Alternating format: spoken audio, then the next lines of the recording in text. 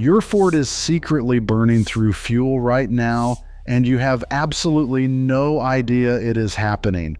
There are features built into your vehicle from the factory that are actively working against your fuel economy every single time you drive.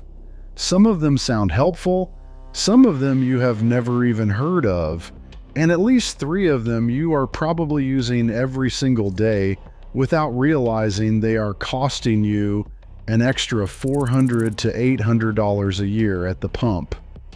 I have been working on Fords for over 15 years, and I have lost count of how many times an owner has come into the shop complaining about getting terrible gas mileage, only for me to find 4 or 5 factory settings that are the direct cause of the problem.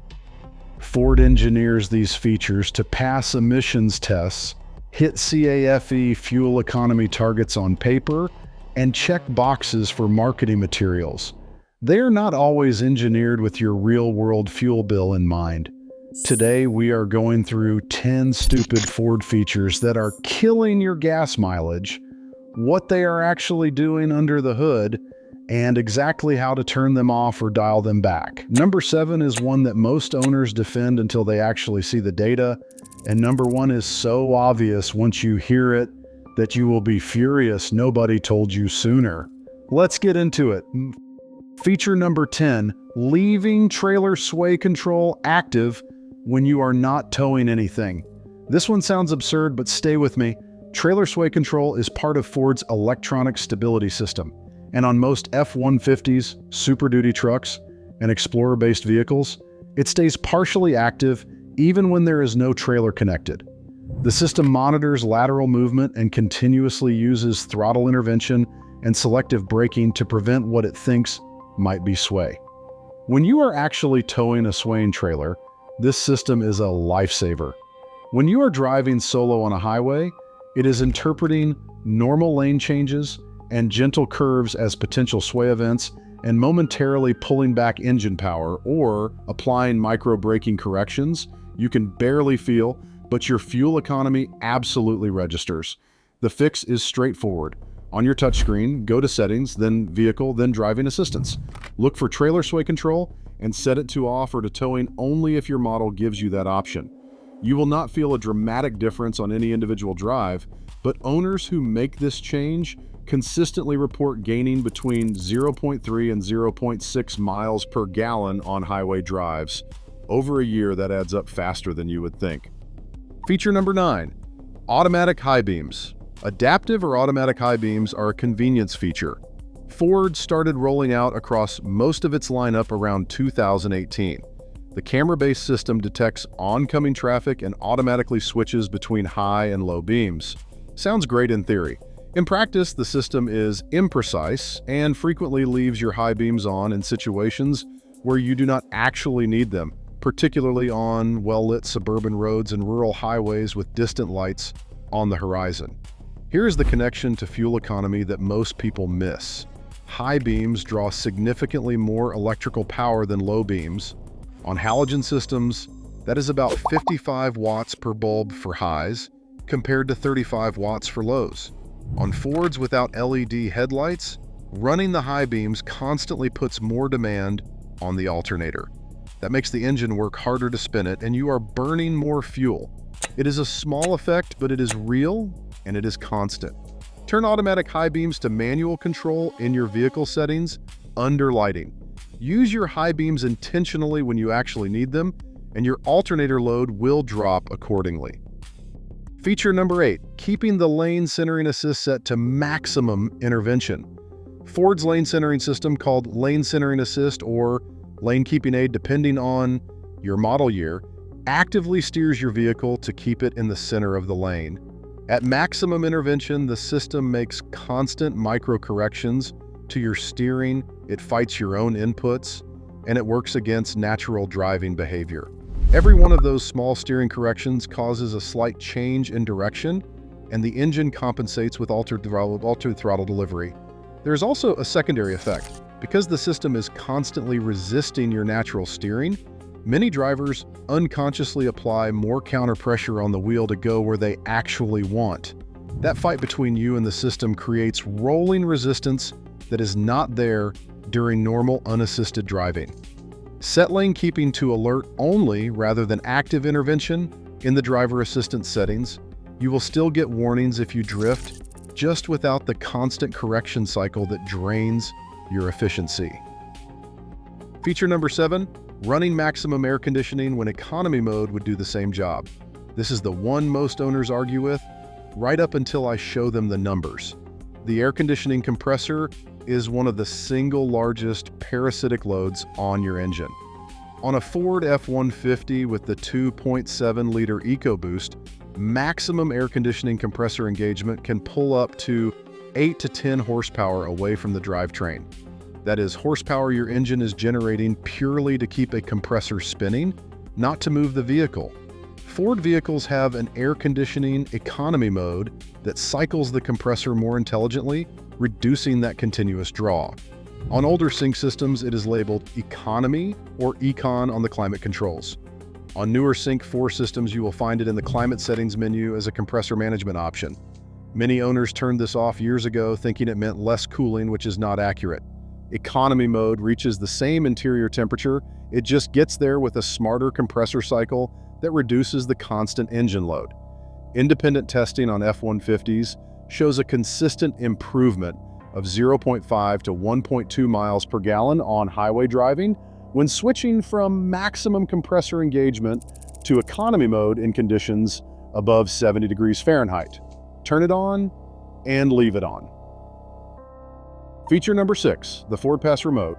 Start being set to maximum preconditioning time.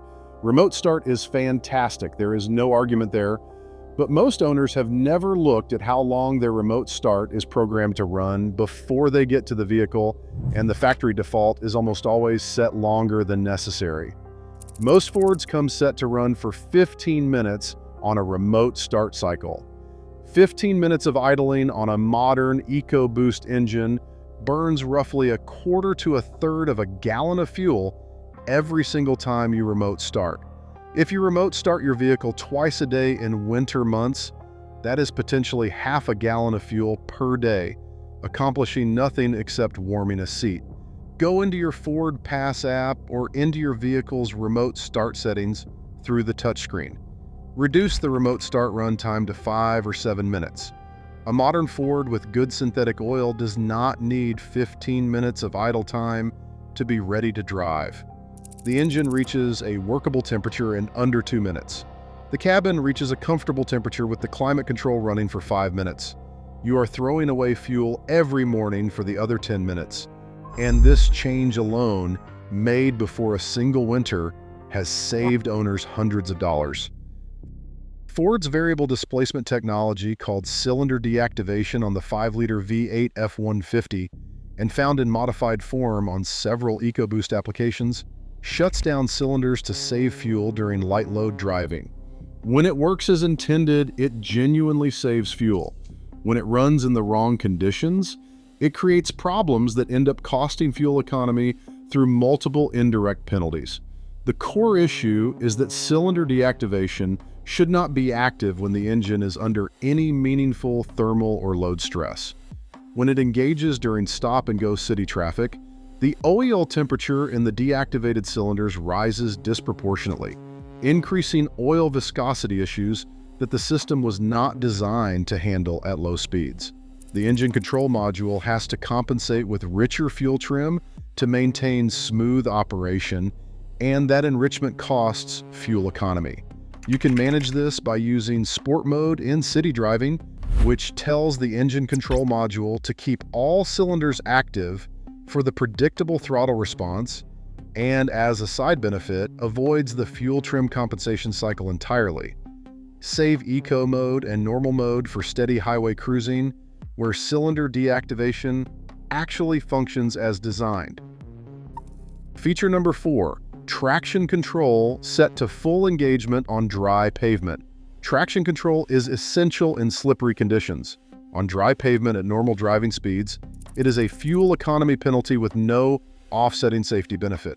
Here is what happens. Ford's traction control system uses a combination of throttle reduction, and selective braking to prevent wheel spin. On dry pavement with warm tires, the system interprets aggressive but entirely manageable acceleration as a wheel slip event and briefly cuts throttle or applies a brake to the spinning wheel. That intervention means the engine momentarily delivers less power than you requested. You compensate by pressing the throttle slightly more than you otherwise would, and the net result is a less efficient acceleration cycle. On sport-oriented Fords and performance trim F-150s, there is a sport mode that reduces traction control sensitivity without fully disabling it. On other models, pressing the traction control button once puts the system in a reduced sensitivity mode while keeping stability control active.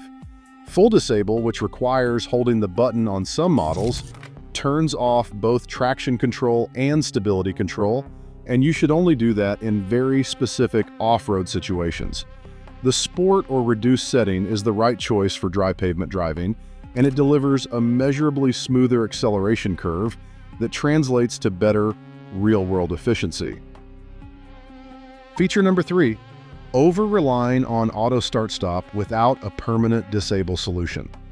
Auto start-stop has been discussed in the context of mechanical wear before, but it deserves attention here purely from a fuel economy standpoint because Ford's official fuel economy numbers are partly built around this system working perfectly in ideal conditions. The problem is that real-world driving is not the EPA test cycle.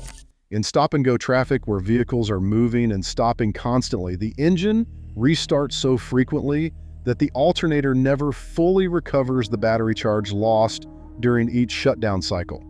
The alternator then runs at maximum output between stops to compensate, drawing hard against the engine and actually reducing real-world fuel economy below what you would see just driving normally without start-stop engaged. The other factor is engine temperature. Every time auto start-stop shuts the engine off, the engine begins cooling immediately. When it restarts, it runs a brief enrichment cycle to bring combustion conditions back to normal operating range. That enrichment means more fuel per restart.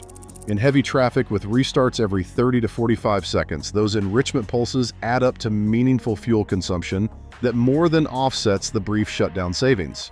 Disable start-stop every drive by pressing the button near your shifter, or invest in an auto-stop eliminator device for about $100 to $150 that does it automatically every time you start the engine. Your starter, your cam phasers, and your fuel bill will all benefit. If you're finding this information valuable, go ahead and smash that like button and subscribe right now because we're about to hit the 2 biggest fuel economy killers on this list, and they are the ones Ford has the least interest in telling you about. Feature number 2, incorrect tire pressure monitoring thresholds and ignoring the tire pressure monitoring system warning. This one is not a feature you turn off. It's a feature you need to actually pay attention to, and most Ford owners actively ignore it. The tire pressure monitoring system triggers a warning when any tire is 25% below the placard pressure, which on an F-150 might mean the light comes on at 18 psi when the correct pressure is 35 psi. Driving at 18 psi feels almost normal in a large truck. It also increases your rolling resistance by 15 to 20%, which can cost you 1 to 2 miles per gallon depending on the vehicle and conditions. But here's the part Ford does not emphasize enough. Your tires do not have to be critically low to hurt fuel economy. Tires that are just 5 psi below the recommended inflation already show measurable rolling resistance increases.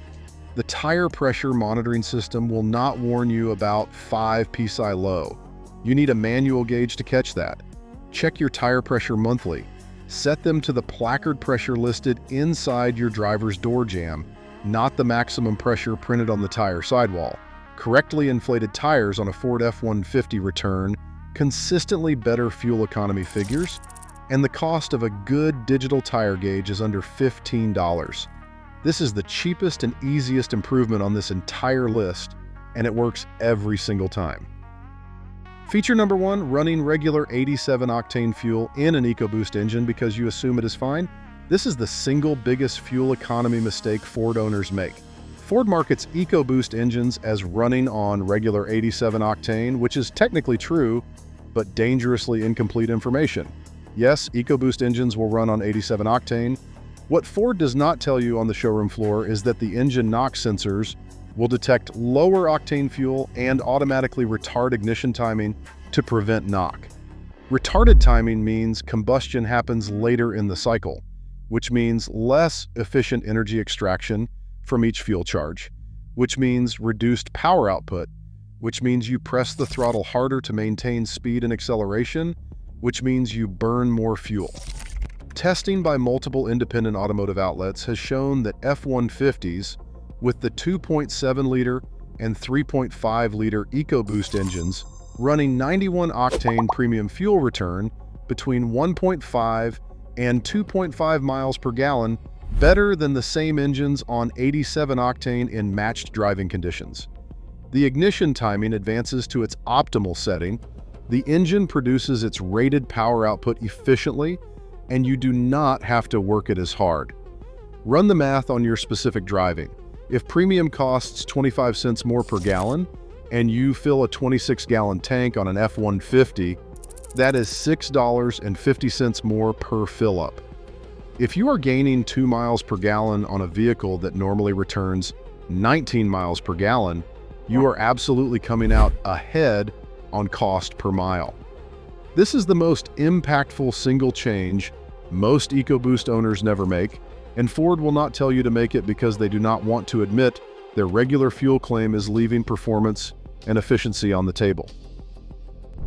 Go through this list this weekend. Not all 10 will apply to your specific model, but I guarantee at least 4 or 5 of them do. Make the changes, fill the tank, and track your miles per gallon before and after. Owners who do this consistently report improvements ranging from 2 to 4 miles per gallon. On a truck you are filling with $80 of fuel every week, that math becomes very significant very fast. If this helped you, subscribe and hit the bell.